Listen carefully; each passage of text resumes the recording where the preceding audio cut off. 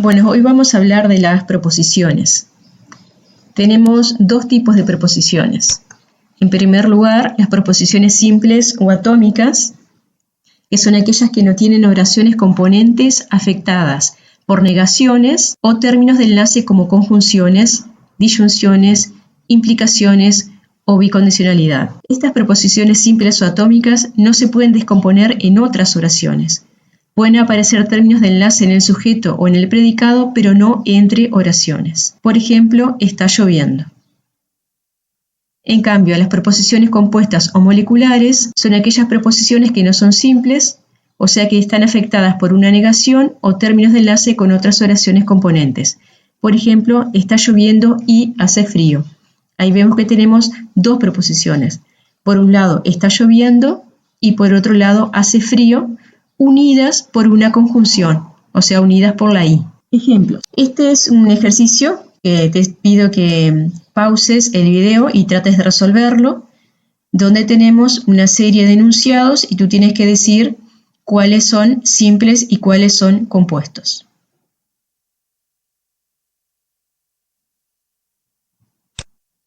Y estas serían las respuestas. Carlos Fuentes es un escritor, es una proposición simple.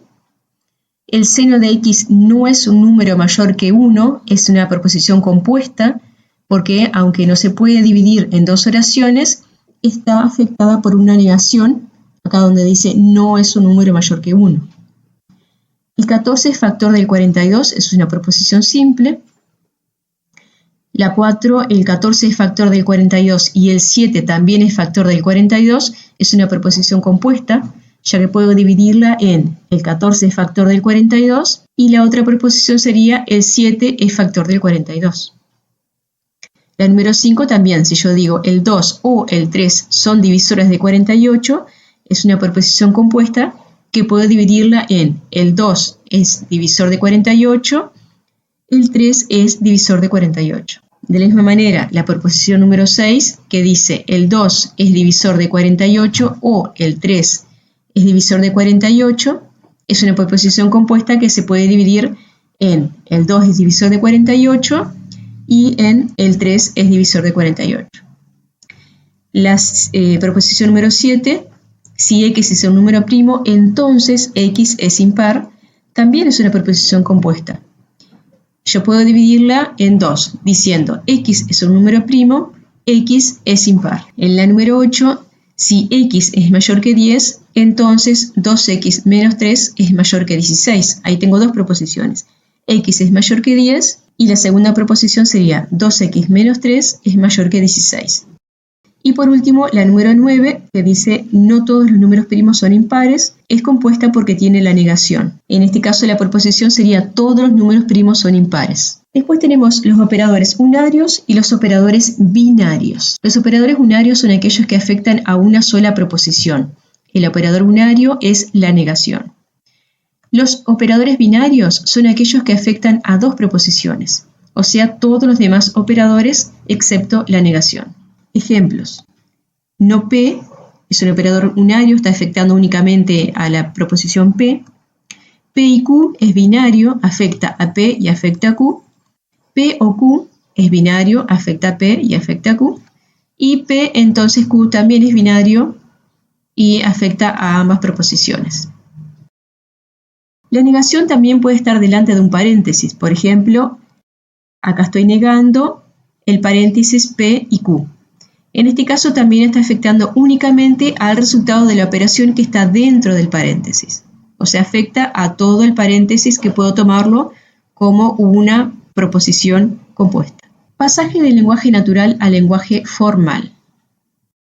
Para pasar del lenguaje natural al lenguaje artificial o formal, primero hay que identificar las proposiciones simples y luego los conectores con los cuales estas proposiciones están unidas. Por ejemplo, si yo digo la luna está brillando y no hay sol, esto en principio es una proposición compuesta. Y las proposiciones o enunciados son P sería la luna está brillando y Q hay sol. Recordemos que las proposiciones se representan con letras minúsculas a partir de la P, por eso llamo P a la primera proposición que encuentro, Q a la segunda proposición.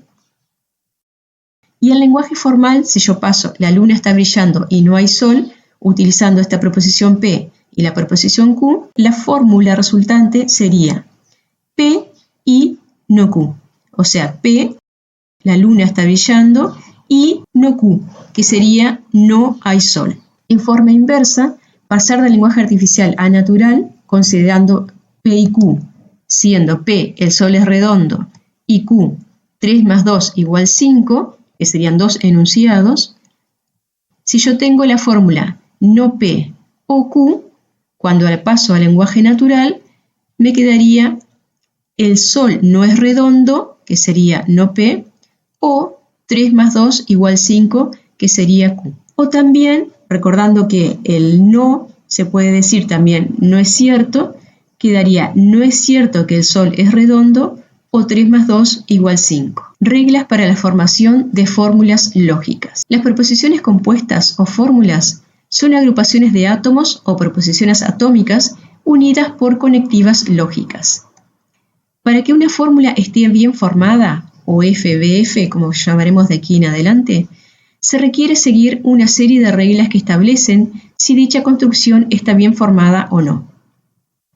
Las reglas se definen de la siguiente manera. 1. Un átomo es una fórmula bien formada. Esta regla establece que P, Q, R son fórmulas bien formadas. 2. Si P es una fórmula bien formada, negación de P o no P también es una fórmula bien formada.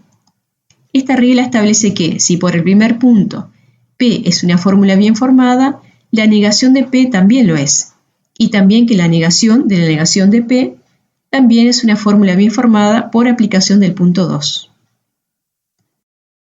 Tercero, si P y Q son fórmulas bien formadas, entonces P y Q, P o Q, P entonces Q y P sí solo si Q son fórmulas bien formadas. Y el punto 4 dice que todas las fórmulas bien formadas se obtienen aplicando las reglas 1, 2 y 3. Ejemplos de fórmulas bien formadas. P o no Q. Bueno, acá tenemos que recordar lo que son los operadores unarios y los operadores binarios. Los operadores binarios son los que afectan a un solo componente o a un paréntesis, y los operadores binarios siempre tienen que estar sí o sí entre dos proposiciones o entre dos paréntesis, pero nunca delante de una proposición o al final de una proposición. Esto también es una fórmula bien formada. Vemos que acá Q y R están unidos por la disyunción, S y la negación de T están unidos también por una disyunción, y ambos paréntesis están unidos por la conjunción. Ejemplo de fórmulas mal formadas. En este caso tengo I, P o Q. Vemos que acá tenemos un operador binario que no está uniendo nada, solamente está delante de la P. Por lo tanto, esta fórmula está mal formada. Y acá tengo P, no Q. Tengo el operador unario que afecta solamente a Q, pero no tengo nada que una la proposición P con la proposición Q. Debe tenerse en cuenta que para formar correctamente una fórmula, la negación se antepone a una variable proposicional o a una fórmula. Ejemplo, no P, que estaría delante de una proposición, o la negación de P o S, que aquí estaría delante de una fórmula, pero siempre utilizando los paréntesis. Las restantes conectivas unen dos variables proposicionales, dos fórmulas o una variable proposicional y una fórmula. Ejemplos. Acá tenemos el disyuntor uniendo dos proposiciones, PQ. Acá tenemos una fórmula unida con otra fórmula por el disyuntor también. Y por último tenemos una fórmula unida con la conjunción a un átomo o una proposición, R.